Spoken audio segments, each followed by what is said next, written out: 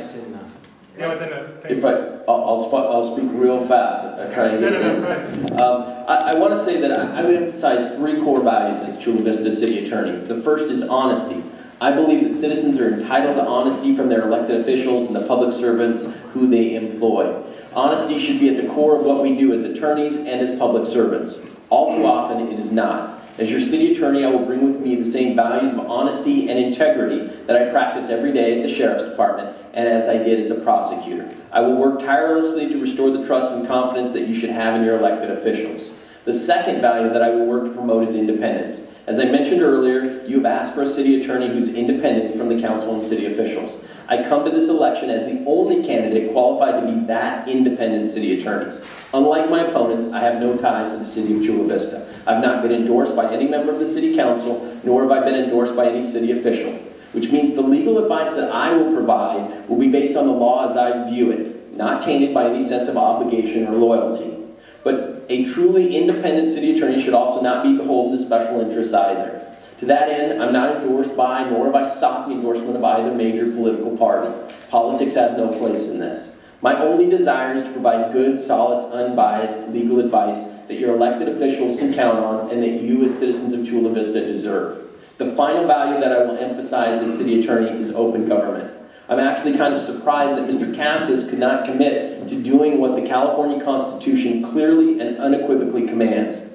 Article 1, Section 3 of the California Constitution states that the people have the right of access to information concerning the conduct of the people's business, and therefore the meetings of public bodies and the writings of public officials and agencies shall be open to public scrutiny.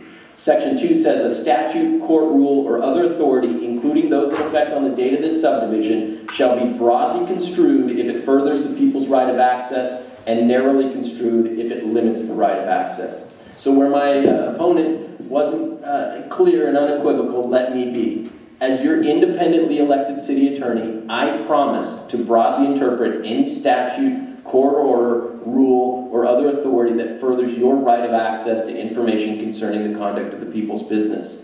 I will also narrowly interpret any statute, ordinance, or court ruling that limits your right of access to information concerning your business. In closing, I would simply like to say that if you're looking for a city attorney who recognizes that you are my most important client, then I would ask for your support now in your vote on June 8th. Thank you very much. Mr. Collins? Yes, thank you once again for having us all here and taking the time away from your families to learn about this very important role that's upcoming for the city of Chula Vista and the city attorney.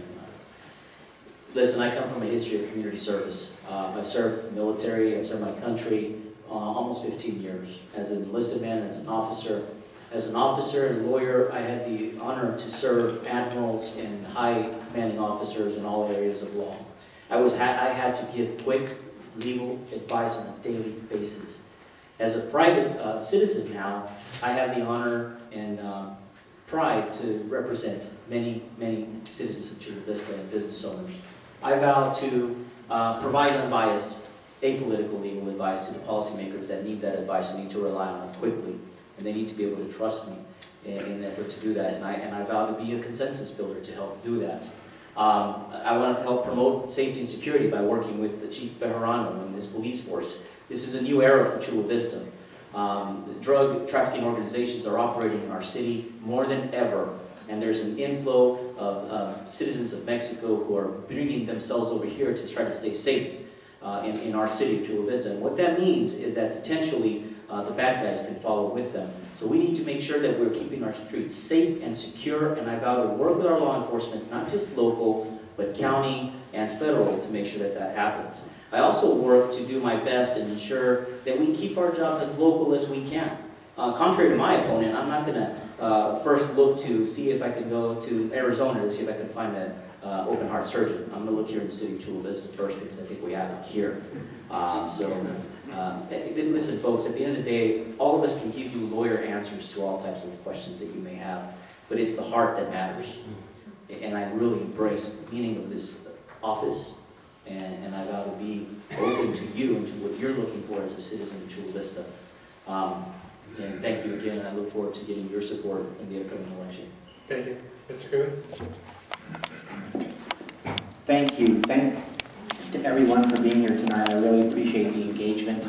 of the public in this race and your interest in the well-being of city government. We may have different ideas and notions about the role of city attorney and different ideas and notions about any number of things, but I know there's a common interest in improving quality of life here. I think I've been a significant part of that and very interested in becoming a more significant part of that in my role as your first elected city attorney.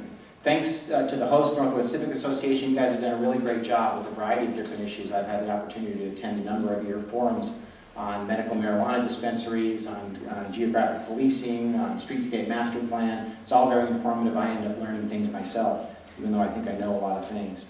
I think the city of Chula Vista is at a crossroads.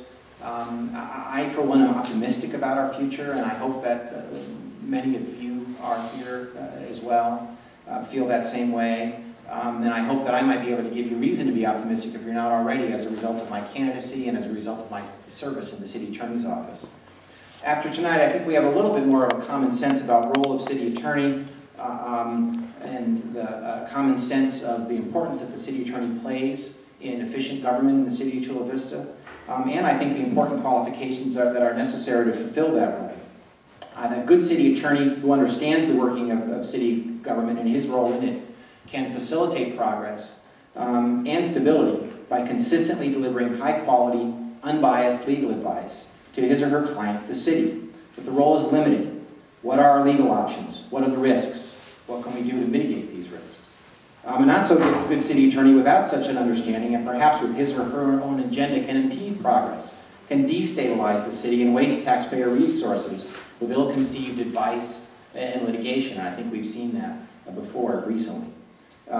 Given the important role the city attorney plays in the operation of city government, I think it is extremely important that this position be filled with a qualified professional with an understanding of the role and the experience to back it up. Given the fact that the position is an elected position, I also think it's extremely important, since this person is going to be accountable to the people, that this person be of the community. If these are the right criteria, and I think they are, experience and being of the community, I think I'm the ideal candidate. I've got 11 years of experience in the city attorney's office, not just any city attorney's office, this city attorney's office. I know the history and I know the background. I can wrap up. I've also been in private practice and have that experience and the frustrations of people dealing with the city. And of course, I think I'm very much of the community. I've been here a long time. I'm raising my family here. I'm significantly involved in community activities. It's a tall order for candidates these days to overcome the lack of confidence people have in city government. I'm determined to do it, and I hope you'll support me in my effort to be your city attorney. Thank you very much. Thank you very much.